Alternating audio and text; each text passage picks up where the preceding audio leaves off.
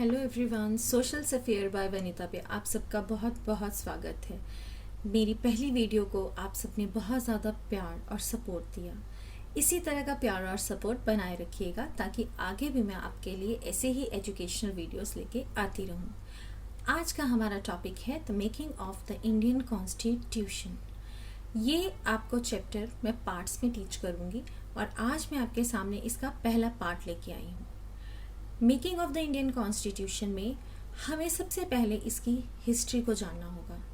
आखिरकार कॉन्स्टिट्यूशन किन्होंने बनाया और वो सब के सब लोग जो हैं वो कॉन्स्टिट्यूएंट असेंबली या पार्लियामेंट में आके कैसे बैठे, तो इसके पीछे भी एक हिस्ट्री है। कॉन्स्टिट्यूएंट असेंबली बनाने के लिए सबसे पहली बार डिमांड 1934 में एम.एन. रॉय ने रेज किया, पर ब्रिटिशर्स ने इस डिमांड को कोई भी इम्पोर्टेंस नहीं दी। इसके बाद ये डिमांड इंडियन नेशनल कांग्रेस ने पहली बार उठाई इन 1935 में, पर अभी भी ब्रिटिशर्स ने इस डिमांड को कोई इम्पोर्टेंस नहीं दी। बार बार इंडिया ये डिमांड उनके आगे रेस करता रहा और 1938 में जवाहरलाल नेहरू ने ये डिक्लेयर किया कि कॉन्स्टिट्यूशन बनाना है हमें फॉर फ्री इंडिया और हम उसे बनाएंगे, और साथ ही उस पर हमें किसी भी बाहरी ताकत या शक्ति का कोई इंटरफेरेंस नहीं चाहिए। तो फाइनली एक रेजोल्यूशन पास किया गया इन 1939 कि हम अपने देश के लिए कॉन्स्टिट्यूशन बना रहे हैं। इसके बाद ब्रिटिशर्स को भी हमारी डिमांड के आगे झुकना पड़ा और 1940 में उन्होंने हमारी इस डिमांड को मान लिया। इसके बाद 3 मेंबर्स कमेटी को इंग्लैंड से इंडिया भेजा गया, जो कि पूरा प्लान वर्कआउट करते कि आखिरकार इलेक्शंस कैसे होंगे कॉन्स्टिट्यूएंट असेंबली के लिए और कौन कौन लोग उसके पार्ट बनेंगे। ये 3 मेंबर कमेटी ने अपना पूरा प्रपोजल तैयार किया और ये वापस इंडिया में मार्च 24, 1946 को अराइव किए। लेकिन इससे पहले मोहम्मद अली जिन्ना ने एक क्वेश्चन रेज कर दिया। उन्होंने कहा कि भारत के 2 कॉन्स्टिट्यूएंट असेंबली होनी चाहिए और 2 कॉन्स्टिट्यूशंस होने चाहिए, क्योंकि तब तक ये एहसास हो चुका था कि शायद ये 2 कम्युनिटीज़ एक दूसरे के साथ आराम से प्यार से नहीं रह पाएंगी। लेकिन इस कैबिनेट मिशन ने इस डिमांड को रिजेक्ट कर दिया और उसके बाद उन्होंने अपना प्रॉपर प्लान लेके इंडिया में एंट्री की ऑन मई 16, 1946। इसी फॉर्मूला के अंडर इंडिया के अंदर इलेक्शंस को हेल्ड किया गया।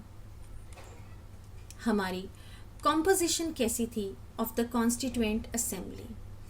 कॉन्स्टिट्यूएंट असेंबली के लिए पूरे इंडिया को डिफरेंट सीट्स में बांटा गया। टोटल सीट्स थी यहाँ पे 389, जिसमें से 296 सीट्स जो थी वो ब्रिटिश इंडिया को अलॉट की गई और प्रिंसली स्टेट्स जहाँ पे राजघराने के लोग रूल करते थे वहाँ पे 93 सीट्स थी। 296 सीट्स को फर्दर आगे डिवाइड किया गया। 296 सीट्स में आपके 11 गवर्नर्स प्रोविंसेस हैं, जिनमें मद्रास, बॉम्बे, उत्तर प्रदेश, बिहार, उड़ीसा, पंजाब, सिंध एरिया, बंगाल, असम, इन एरियाज़ को इसमें ऐड किया गया। और 4 जो थी वो चीफ कमिश्नर प्रोविंसेस थी, जिसमें दिल्ली, अजमेर, कॉर्ग और ब्रिटिश बलूचिस्तान भी एरियाज आते थे। फर्दर इलेक्शंस के लिए सीट्स को पॉपुलेशन के हिसाब से डिवाइड किया गया।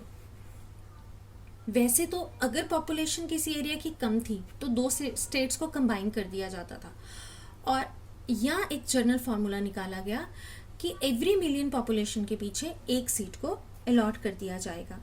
और सीट्स जो हैं वो मेनली 3 सेगमेंट में डिवाइड की गई, 3 प्रोविंसेस में डिवाइड की गई, जो कि मुस्लिम, सिख और जर्नल थे। और इलेक्शंस जो कॉन्स्टिट्यूएंट असेंबली के हुए वो सबसे पहले इलेक्शंस जो हुए दैट वाज इन जुलाई अगस्त 1946 में इंडिया में इलेक्शंस कंडक्ट करवाए गए। पर प्रिंसली स्टेट्स को ये फार्मूला पसंद नहीं आया और उन्होंने इससे अपनी दूरी बना के रखी। और यहाँ पे जो ईच कम्युनिटी है, अगर मुस्लिम्स की कम्युनिटी में अगर इलेक्शन हो रहे हैं, मुस्लिम की प्रोविंस में अगर इलेक्शन हो रहे हैं, तो वो वोट सिर्फ मुस्लिम ही मुस्लिम्स को डालेंगे। अगर सिख्स की कम्युनिटी में या प्रोविंस में इलेक्शंस हो रहे हैं तो वहाँ पे भी वोट सिख ही सिख को डालेंगे। तो इस तरह से हिसाब लगाया जाता है कि उस टाइम हिंदूज़ की अकॉर्डिंगली 163 स्ट्रेंथ थी सीट्स की, मुस्लिम्स की 80 थी, शेड्यूल कास्ट की तकरीबन 31 थी, और इसी तरह से सिख्स की 4 थी, और एंग्लो इंडियन पारसीस ये सब भी उसमें इंक्लूडेड थे। और हमारे यहाँ पे डिफरेंट जो एरियाज़ थे, जैसे हम लोग आज की डेट में बोलते हैं कि लोकसभा की सीट्स यहाँ पे इतनी हैं इस एरिया में, उसी तरह से उस टाइम नंबर ऑफ़ मेंबर्स जो ईच प्रोविंस से चुन के आए गए थे, जैसे मद्रास से 49 थे, बॉम्बे से 21 थे, वेस्ट बंगाल से 19 थे, ईस्ट पंजाब से 12 थे, बिहार से 36 थे, एंड सो ऑन। इस तरह से सीट्स को फर्दर डिवाइड कर दिया गया।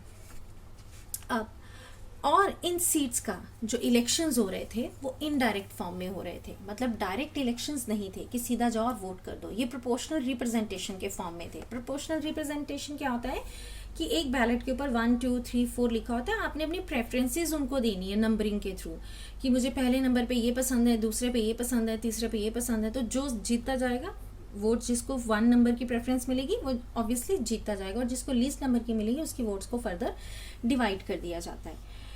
तो प्रिंसली स्टेट्स के जो हेड्स थे वहाँ पे इलेक्शंस कैसे होते थे, वो खुद राजा महाराजा तो लड़ नहीं रहे थे ना इलेक्शंस, तो वो अपने आगे फर्दर किसी को नॉमिनेट करते थे, और वो जो प्रिंसली स्टेट था उसका हेड ही वो नॉमिनेशन कर सकता था।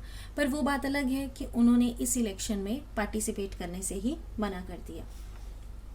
तो हम ये कह सकते हैं कि हमारी उस टाइम की कॉन्स्टिट्यूएंट असेंबली जो थी वो पार्टली इलेक्टेड थी और पार्टली जो है वो नॉमिनेटेड बॉडी थी। एंड सबसे बड़ी बात कि वो इलेक्शंस में वो बॉडी जो थी वो इनडायरेक्टली इलेक्टेड थी।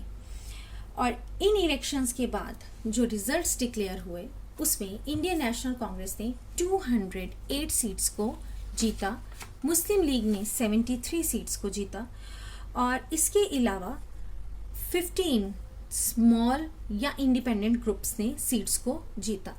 और इनमें भी इंडिपेंडेंट जो वो 15 की फर्दर हम लास्ट डिवीजन देख रहे हैं उसमें इंडिपेंडेंट जो थे वो 8 थे, बाकी एक सिख थे जो कि नॉन कांग्रेसी थे, और कम्युनिस्ट पार्टी के थे एक मेंबर, फिर यूनियनिस्ट शेड्यूल कास्ट के एक मेंबर थे, यूनियनिस्ट पार्टी के थे।